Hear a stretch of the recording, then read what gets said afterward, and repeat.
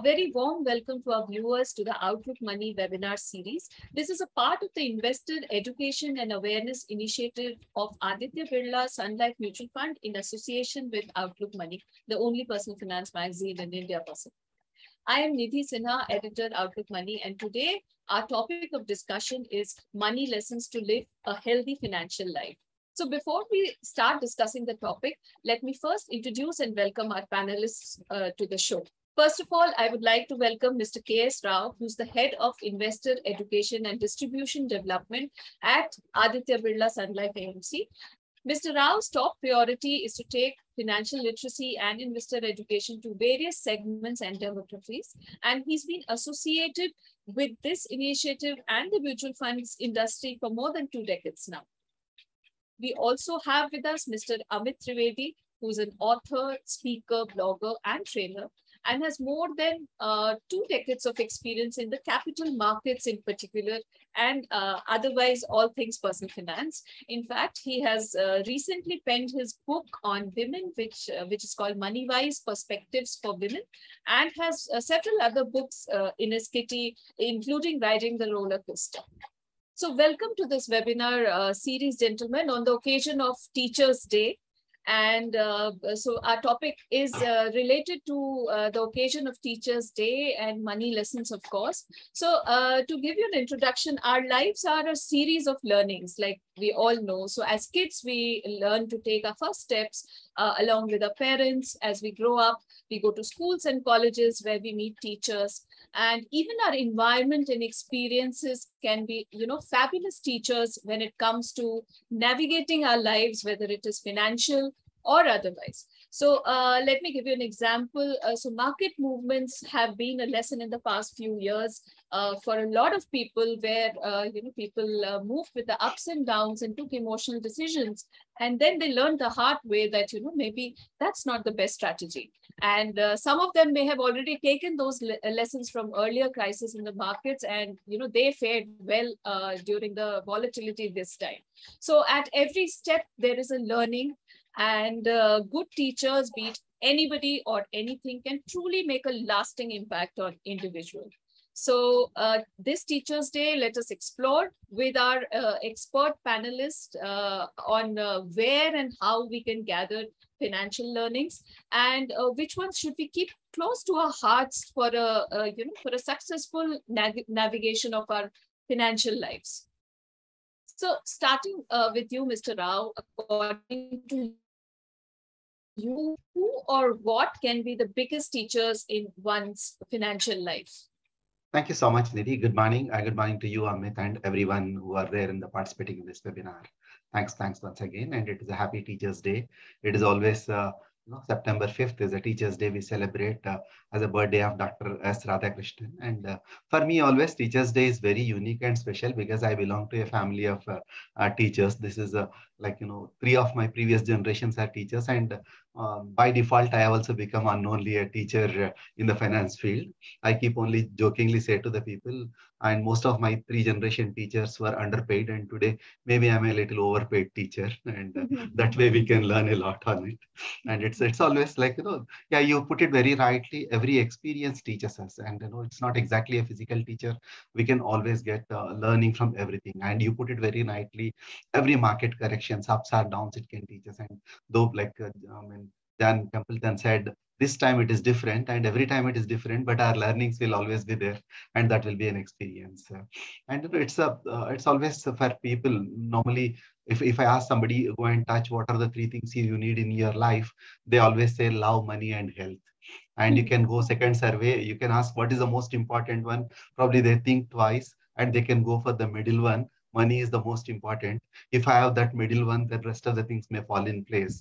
And though money is not everything, but without money, nothing is there. I mean, that way, money always teaches many lessons. And it is like, money makes the world go round. And I recall there is a quote from Oscar Wilde, which says, when I was young, I thought money is most important. But when I become old, and money it is the only thing important. And we do a lot of programs across the country on ground, and there we ask, when we go to a different parts of the country and we go to Assam to down south, and we ask money speaks which language, and most of them they will say like, if I go to Assam, they say Assamese, or like, in down south it is a Tamil, or and somebody says, universally Gujarati is the language of the money, and of course Amit Bhai is there. They know more about the money, but money speaks one language always. That language is, if you save me if you save me today, I will save you tomorrow. It is like, आज मुझे बचाओ, मैं कल तुझे बचाऊंगा. And that's way money can teach us. Money can always teach you a lesson that, how you treat, it will respond you back. It is like in the financial literacy, the alphabets for me is not ABC, but it's a DIP. And that big, great teachings we can get when you dip into the financial literacy.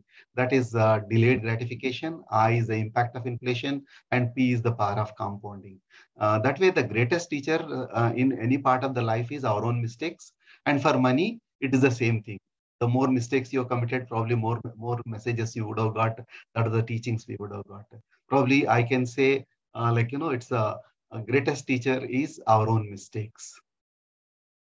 Okay, so the greatest teacher is our own mistakes. Of course, we learn, people say that we learn from our own mistakes, and most people in fact learn from their own mistakes, despite, we all have parents and guardians telling us things, but unless and until we burn our own fingers, have our own experiences, it is very difficult to move forward. So Mr. Trivedi, I have the same question from you also. So can we place, do you think, can we place a finger at one towering personality or teacher, whether it's an individual or an experience, who can kind of help us navigate our financial journey? So, hi Nidhi, this is a brilliant question. And because you asked me to name only one, I would say it is everyone and everything. No, of course, you're free to, list out more. Absolutely. No, so that's why I started with a broader, answer, everyone and everything. So that's the teacher. Right. There's a saying which says, empty pockets teach you a lot, or rather empty pocket is the best teacher. Yeah. But over the years, what I've seen is as the pockets get filled up, then also there is a lot that we can learn from half full pockets, or even wealth also teaches us a lot, which means at every stage of life. And as Rao sir was mentioning, it just reminded me what is the universal language of money? What does money speak?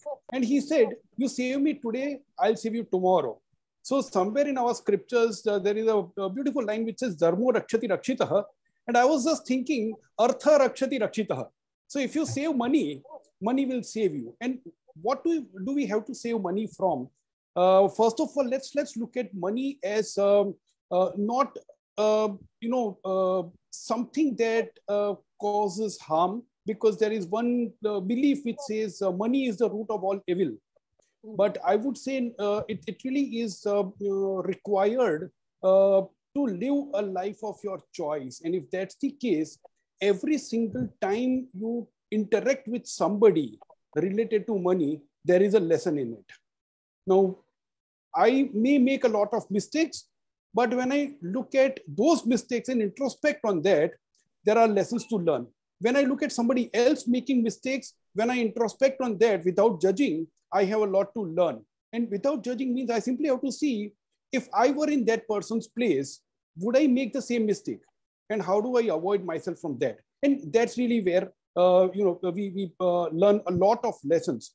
So in my experience, if you consider yourself a student, then life is the biggest teacher, and money plays its own role as a fantastic tutor.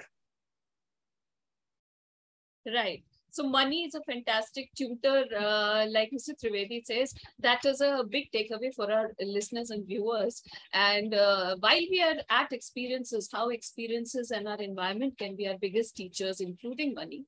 So Mr. Rao, do you think this whole COVID experience that we had in the past few years it had many lessons. It, brought families closer to their family members. Earlier people had forgotten their families in the rat race, and they started spending more time with the families. And also there were, I think there were other lessons about your well-being, your health, your savings, your emergency funds, etc. So could you give us an overview of what were the learnings, financial learnings from the COVID experience?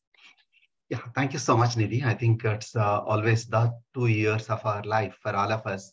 It's an experience. It's a great teacher, great learning. I'll just take from where Amit was talking about Ardho Rakshita Rakshita, like, it's where you say. Similarly, there is a saying in Upanishads which says, Suviniyogat Samruddhi. You anything you get, you utilize it rightly, then that gives a wealth. Even these experiences, if we can learn, and that can create a wealth. One is a wealth of experience. Second is what not to do the mistakes, because we always call it as a new normal, right? It is now we are getting back to the old normal, but what is that we learned in that new normal, and how we can look at it is start us like in the March 2020, and that was we would not have realized. I mean, world can change in a week. Just a week before, we were all moving around, and suddenly somebody said, you can't travel and you got to stay back, and there is a COVID around, and that has made us to lockdown, and truly a health crisis. But it is impacted in economic way, very big way. It is an economic disruption for the economies, and it's also a disruption for many of us. And many of them, either they have lost the jobs, or there is a pay cuts, and it was really pain. And what is that we can learn is that emergencies can come at any point of the time. All that what you need to do is you need to prepare, and you need to plan, and you need to build your emergency fund. And second is like, if somebody is very disciplined for taking care of health, then probably they would have lesser impacted with the COVID, because they're like, they are more comfortable, and probably their immune system may be better. Similarly, when you are financially disciplined, your immune system is better to take those shocks, and then you can't take any wrong decisions.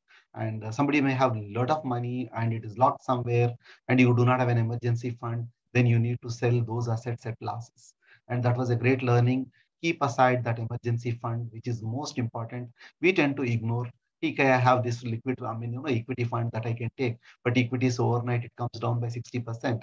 Then you have to put it at losses. That emergency fund would have taken off, and you don't need to liquidate your assets. And that's the two lessons. And second, there is an immense thing for every one of us is our ability to adapt to that normal. And, there were restrictions on many of the life pleasures. You can't travel, you have no journey. And we have learned your livelihood is much more cheaper, and lifestyles are most costlier.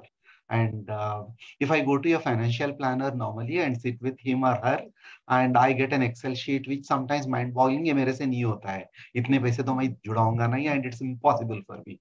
And we understood it's not that you need that much big money. Even a small money, you can live a life of joy, life of pleasure, and you can plan your finances. And this is where that restrictions make it. And it is proved to us the simplistic life is also possible.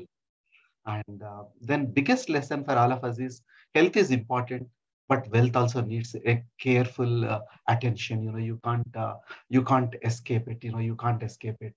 And then what is that we can learn is you need to stay invested for longer. And even during the pandemic, if I am not shaken, then my wealth would have grown much bigger.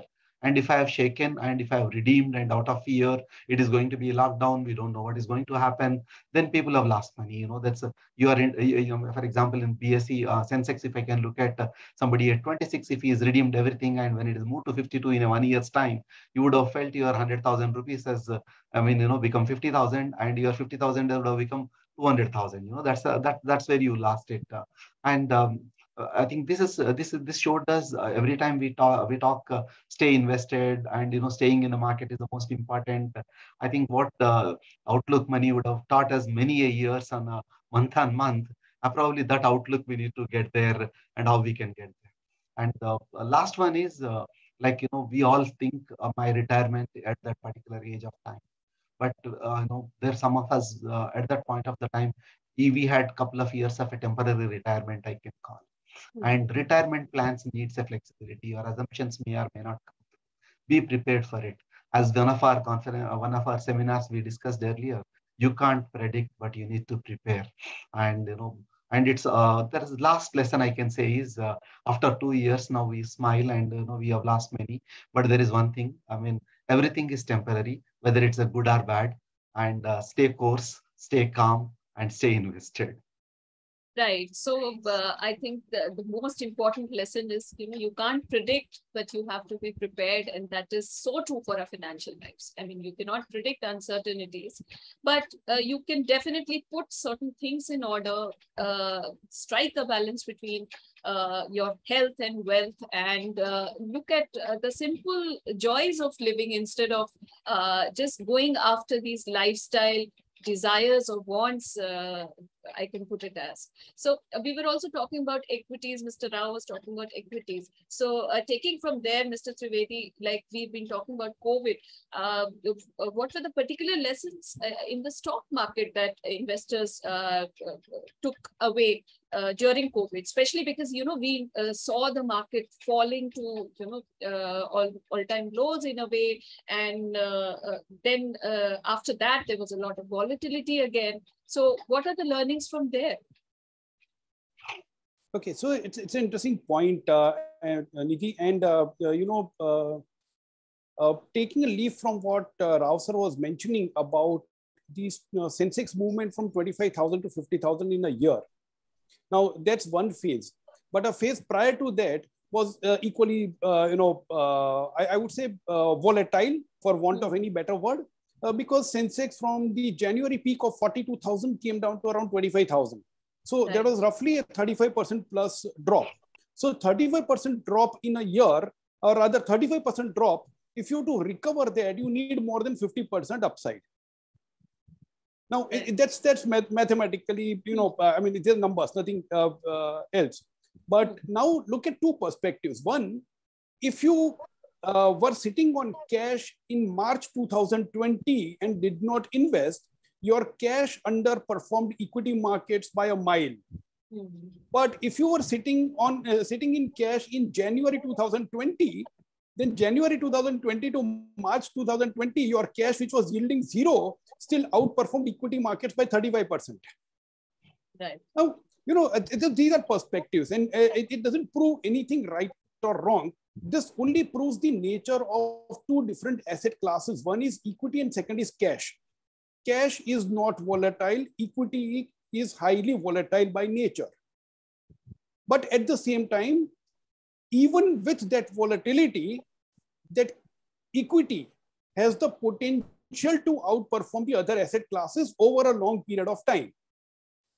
And if that's the case, in the long run, in spite of the short-term ups and downs, we cannot ignore investing in equity. And as Rao sir mentioned, stay invested. I would only add to that line, stay invested, come what may. Stay invested in spite of the ups and downs. But having said that, the short-term volatility also cannot be ignored. So if I have any money required for short-term or immediate term, short-term or medium-term goals, then I should not put that money into equity. Same thing, if the market falls by 40% and I have to pay the fees for my daughter's college, and then at that time, I can't go to the college and negotiate that, okay, let the markets recover, then I'll pay. It doesn't work that way. So in such cases, you need to provide for those immediate short and medium-term needs through different asset classes like cash or debt. But long-term money, you better have reasonably large allocation to equity. Now, whenever I talked about this longer term, a lot of times people have asked this question, what is that long term? And to be very frank, I don't have an answer to that long term. But I would generally put it as a thumb rule, because why don't I have an answer is simply because people are expecting that beyond that long term, there cannot be negative returns. Beyond that long term, equity will always outperform. It doesn't happen that way. My way of putting it about long term is, if your requirement is short or medium term, then be careful taking exposure to equity. If it is long term, then you are improving the probability of coming out winners with equity. I think that's the thinking. That's a lesson that I've learned. Second, So, in March 2020, when there was uncertainty everywhere, stock markets had fallen. We did not know because lockdown was a completely new animal for everybody. I mean, half the world's population was locked out. We were not sure about our own health conditions. We did not even know what could the medical bills be if some tragedy struck. And I've seen many families where over and above the health insurance that they had to end up spending 15 or 20 or 25 lakhs on the treatment because the health insurance was either insufficient or certain things were not covered. Right. Now, in such case, equity market is not the place to keep the money for these kind of requirements. So if you want to go out and fight a battle and win the world, I mean, which is what we all want to be when we want to create wealth, then ensure that your fort is strengthened and secured. Rao sir talked a lot about boosting immunity. He talked a lot about taking the vaccine. I think this vaccine, immunity, etc., are related in terms of financial terms. The immunity booster comes in by controlling your expenses. That's a huge immunity booster. Reducing debt is another immunity booster. Vaccines are in the form of your contingency fund, health insurance fund, critical illness fund, life insurance product. So these are your immunity boosters and vaccines. Once you have those things, then go out. But when you go out, don't forget to wear your masks and keep washing your hands. Protect the wealth also that you invested in. That means when you invest in equity, don't go out without a mask, wear a mask. And that mask also comes from another M, which is a mutual fund, which is a diversified, well-regulated portfolio. So a large part of your risks are also covered and you get the upside of equity markets.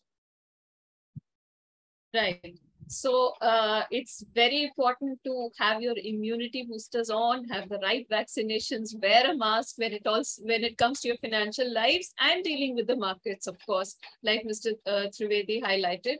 And some of the numbers that he was, citing, they are very interesting to hear because you don't realize what you have lost or what you have gained unless you actually come down to it, write it down and realize what it is to lose and what it is to gain also at the same time in the markets. So this also, I think, stems a lot from lack of awareness and knowledge in general in India. Like there are urban spaces that have become more conscious and aware about these things.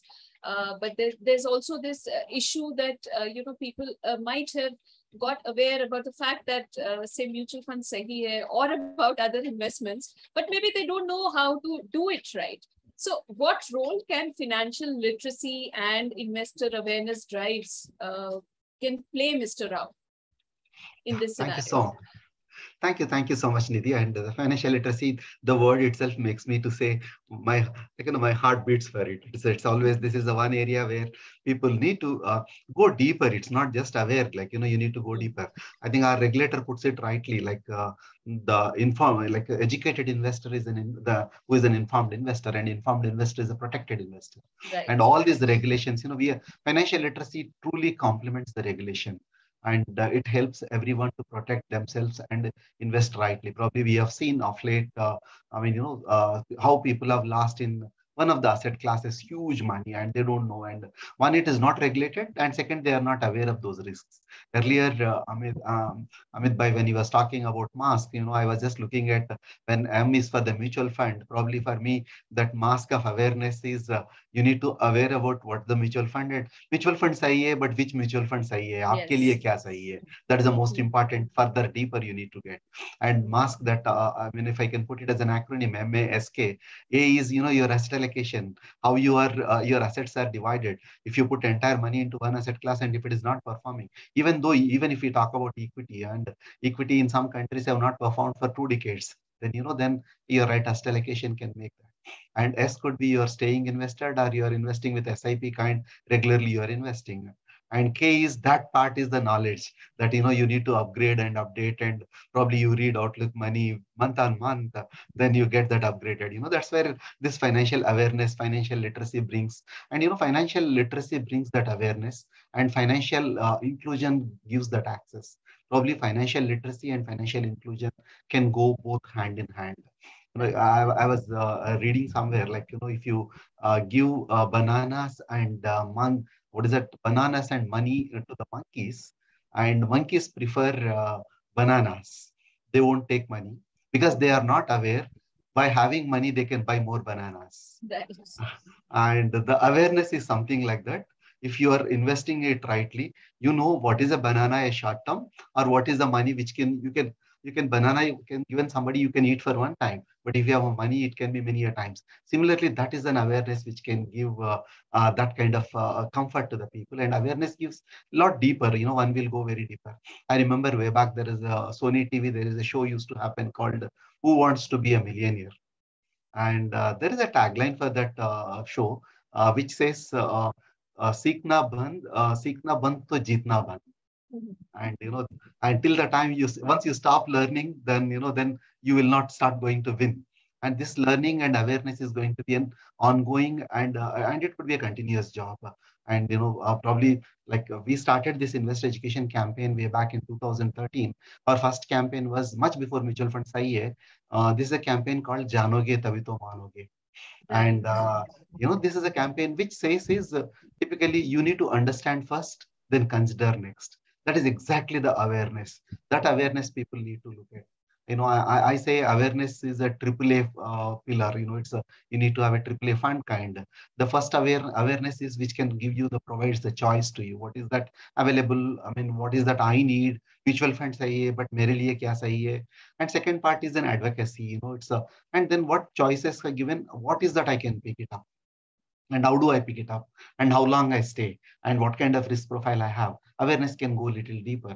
But some of us, we know, we are aware, and we get an advocacy, but we rarely get into the action, because though awareness levels have increased among the people, and when we talk to them recently, we were having some conversations at Amphi committee. And most of the people, they are still not acting because they think it's very difficult, I can't follow, and that initial lethargy will be there. And knowing what to do is fine, but if you are not doing what you know, then it is not taking you anywhere. Awareness to advocacy to the action, that could be the most important part. Of course, financial literacy is it's going to be a primary step, and then you need to go deeper. I mean, then probably I can suggest to the audience, month on month. I mean, if you can look at, I mean, I'm a strong reader of Outlook Money, and it's over a years, and like, for example, last month when I was looking at your simple freedoms, I get a lot of understanding on not just mutual funds. How do I look at my retirement? Whichever the age group, you need to get into that kind of awareness, go deeper into it, and then you can upgrade on it. That's where you need to look at, and probably this awareness can also give an understanding, not to listen to the market rumors, not to go by today's newspaper, what's happening. Day before yesterday, when yesterday market corrected high, the next day it will come back, and there could be a Fed doing. But in spite of it, if you are sticking to your goals, and sometimes we also go by, like, X fund has not performed over a period last 1 year, and the same fund we will shun, and very next year that fund starts performing. You need to look at awareness little more deeper. These performances are temporary, and you need to look how that consistency can come back, and you can look at. And but financial awareness, honestly, apart from helping you to manage your money better, but it gives a sense of accomplishment, and it will also protect one individual from falling prey to the market gimmicks. And awareness and need to get much deeper, and it can be like the way you invest with a discipline. Let this awareness level can go much deeper. At one point of the time, you need to know the basics of the finances. At second point of the time, you need to go deeper how the markets functions. Third point of the time, you can go deeper how each of these assets you are doing it. Then you yourself can, though you have an advisor for yourself, you can become your own advisor at one point of the time. Thank you, Mr. Rao, for the kind words about Outlook Money, and giving us some insight about how financial literacy and awareness, etc., can really help in navigating your life. But talking about awareness, I think one of the first steps that we take is at home with our parents. So when it comes to those primary financial lessons, I believe that come from home and how your parents manage their finances and what they impart to you. So coming to you, Mr. Trivedi, how do you think parents can manage that aspect and how can it make a difference? This is a huge responsibility of the parents to ensure that the children have a very strong foundation, and then that foundation would ensure that they would have a comfortable and stress-free financial life. I think that's how I look at it. But how do you ensure that? And for that, let's remember one of the common complaints that most parents have, including me. I mean, I also used to complain that kids don't listen, bacche sunte nahi hai. Again, that complaint is absolutely, bull's eye. It is absolutely 100% correct complaint. Kids don't listen, they only observe. And once they observe, they pick up the clues. And then comes the next point. If I don't walk the talk, they would see the gap between the walk and the talk, and they would take the lesson which is more convenient and easy, not the tougher one.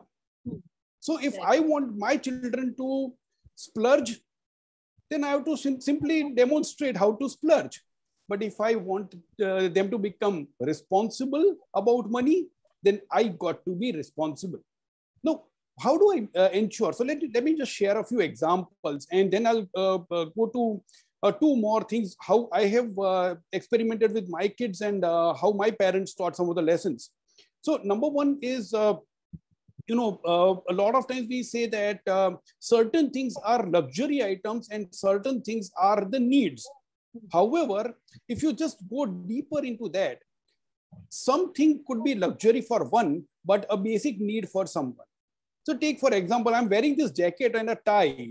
For a lot of people, it may be considered as a luxury item, but if I do appearances in public, then this may become my need.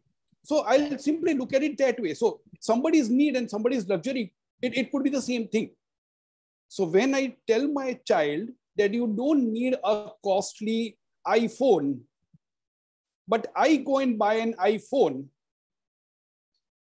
do I put it in perspective as to, for my work, I need this kind of features, the facilities, the stuff that a particular phone offers me, whereas in your case you don't need those things. For every single large ticket purchase that my kids are involved in, we sit down and list out what are they looking for, and not starting with the model that they are looking at. So if my son comes to me and says, Papa, I want this particular phone, I would say, okay, let's sit down together and list out what exactly are you looking for. So if you're looking for a gaming phone, let's explore that. That's okay. But then gaming is your requirement.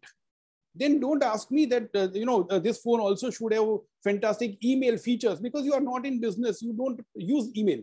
I mean, just giving a exaggerated example. So that's one. Number two, you keep engaging them in various discussions. Don't assume, parents, please don't assume that kids are not ready to have that conversation. A lot of times parents feel that when my child grows up, then we will have a discussion about money. Sorry, the day you took your child for shopping, that day the money conversation started. And nobody has ever asked me, what is the right age to take my child to a shopping mall or a shopping center or a shop? Nobody asked that question. But isn't money all about spending, earning, saving, investing, all the things together? And spending is a huge part of that equation. So if that's the case, don't shy away from involving your children. They are smarter than our generation. They understand a lot of things far better. So this is precisely what I keep doing. Both my kids, my daughter is 22 and my son is 16. Both of them know my full financial situation. I've shared my net worth statement, my investment account statements, my bank statements. I keep sharing on a regular basis. And the idea is very simple. Number one, make them comfortable with the subject. In a lot of families, parents don't discuss the subject of money in front of children. And then somehow the children start feeling that it's something, you don't really discuss in public. Or discuss in public, this is all about, ultimately living your life. So this is number one that I do. Number two, when I have to pay my daughter's college fees, I connect the fees with my annual income. I connect her annual fees with my net worth and put it in that perspective. Okay, so your education has so much impact on my investments, which means I'm investing in your education. You have to ensure that the return on investment is satisfactory, return on that investment. So you put things in perspective and keep teaching them. And then you go back to, let's say if I go back to my parents' generation, a few things that they taught me. You also need to unlearn a few things because they came from a different era, which was an era of scarcity. We were a sandwich generation. Our kids are living in abundance. So some of the lessons need to be modified in line with the time. So my parents would always tell me, "Apni chadar dekh ke paँव फैलाओ." Right? Today's kids would say, "पाँव फैल गए हैं, तो लंबी चादर ले आओ." So there's a generational difference. Now you got to balance between these things. My parent taught me thrift. My parent taught me that money is sacred. So आज भी मैं फेंके हुए पैसे नहीं उठाता, but at the same time मैं पैसे फेंकता भी नहीं, because पैसे for me is Ma Lakshmi. It's goddess. It is sacred for me. That's what my parents taught me. If that's the case, will I ever get a thought of abusing money by spending in a wrong manner? Right. So these are some of the lessons that my parents taught me. If I can comfortably pass on these lessons to my kids, I think I would have done a reasonably good job as a parent. These are my experiences that I've shared. Each parent will have their own experiences, their own lessons, their own stories. But one of the advice that I would give is share those stories with your children. They deserve it. Right. So it is it is a foundational age for children to learn everything in life, and money should definitely be a part of it, because gone are the days when it was considered evil or immoral to have money. It is very, very important to know how to spend, how to manage, because a lot of your desires, not just your financial goals, even your life goals are they are connected to money in a way, because if you don't have it, it's very difficult to fulfill those. So to have an overall fulfilled life, it is important to know the basics about money. And as parents, I think it is our responsibility to impart that knowledge. And kids being kids, they will always emulate us, like Mr. Trivedi highlighted. So coming to the end of this session on Teachers' Day, so if I may ask, what is the one big financial lesson that you would say will help in one's financial lives? I know it is very difficult to put a finger on just one, but maybe if we can, just for the benefit of our listeners and audience, if we can put one summing up comment, Mr. Rao. Thanks, Nidhi. I mean, it's you put it rightly. It is very difficult to figure out one and what is that. I mean, because the financial this year you put it about the life goals, and it is a marathon. It's a continuous, and probably like if I go to KBC and working for one KBC to win, it is one day. But this is our for us is a winning KBC of the life. Probably we need to put it one. What is that KBC for financial life? Is you need to have a first K is your financial knowledge, and the B is your financial behavior, and the C is your financial conduct. If you can make these three right, then your financial life can be very right. But if I can take the KBC as an anecdote to work on this, in KBC to win, you have like, sometimes if I get stuck there, there will be a 4 options which I get it. It's either it could be a 50-50, or it could be an opinion poll, audience poll, or it could be a phone a friend. And the last one is, phone your, it's called ask the expert. Probably that one thing, if I can sum it up at the end, is ask that expert, because that financial advisor, financial coach, he or she can become your choice architect of your financial life. And that could be one thing I can end up with. Very, very important. And seek out help when you can't do it yourself. There is no harm in doing that, but get it right is the main point. So coming to Mr. Trivedi, what would be your financial lesson to our audience? So I am going to share one big lesson that I've learned over the years in the end. But before that, I'll just take up from where Mr. Rao was mentioning about KBC. And he did mention about 4 different lifelines.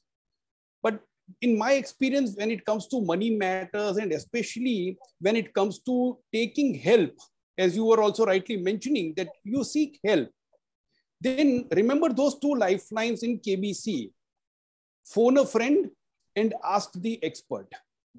When it comes to financial matters, the first lifeline is often harmful. The second is what you need to look at. Don't phone a friend. When you phone a friend, take opinion, not the answer. When you go to an expert, ask more questions and then take the answers from them. But keep this in mind, because ultimately, when you are going to an expert, you are looking at 2 things. Number one, the skills or ability or knowledge. And the second thing is character or integrity. When we go to a friend, we are assured of the second, the character or integrity. My friend would always look at my own interests first, but we forget the second critical element, which is the expertise or the knowledge or the skills. We need both. If that's the case, when you go to the expert for that, ask the expert, the KBC says you give 3 names, upfront, and out of that, then finally you have to select which one expert you will go to. Do your full due diligence in shortlisting the names of experts that you would go to in times of need. Don't really, consider that every expert is an expert. Different experts would have different expertise. A tax expert may not be an investment expert, and an investment expert may not be able to help you with estate planning. You need a battery of experts, and depending on what bothers you or what is your requirement at that point in time, you go to that respective expert. But do your due diligence in identifying those experts. And one of the primary questions that you need to figure out is, how does this advice fit into my requirements? How does it help in achieving my objectives? So that's really what you need to focus on. And let me come to the lesson, the big lesson that I've learned over roughly 3 decades of working in financial field. I started in finance because at that point in time, I thought I knew a lot about numbers. I was very good at calculations, etc., etc.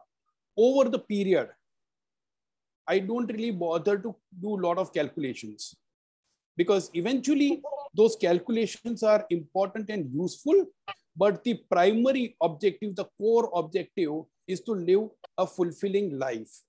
All the numbers are useful, and those numbers and the life, somewhere between the 2 comes money. Money is a means to an end. माँ लक्ष्मी का आशीर्वाद है तो जिंदगी अच्छी मिलेगी. Seek that blessing, take help, but focus on the kind of life that you want to live. Focus on the impact that you want to make. And that's my final lesson as far as money is concerned. Absolutely. So on Teachers' Day, what we can sum it up as is that be curious about your own lives, ask questions, find out more, explore more, all those qualities that teachers would love in students, any kind of teacher, and explore your life, which of course includes your financial life, and make those decisions, seek help, and all of that may take you in the right direction. So thank you so much, gentlemen, for this vibrant conversation, and happy Teachers' Day to our audience. And I hope you had a lot of takeaways from this conversation. Good day to you all.